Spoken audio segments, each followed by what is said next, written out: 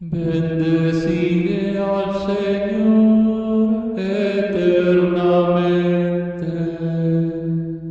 Bendeciré al Señor eternamente.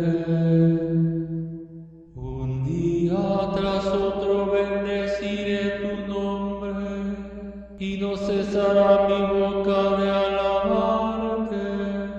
Muy digno de alabanza es el Señor, por ser su grandeza incalculable.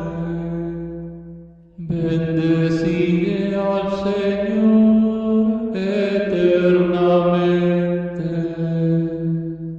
El Señor es compasivo y misericordioso, lento para enojarse y generoso para perdonar.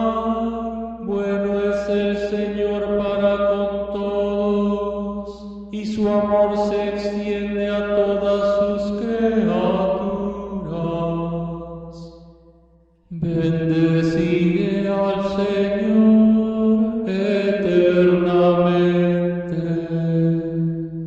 Siempre es justo el Señor en sus designios, y están llenas de amor todas sus obras.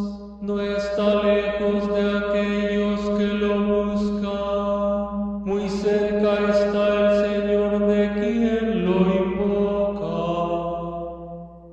Bendeciré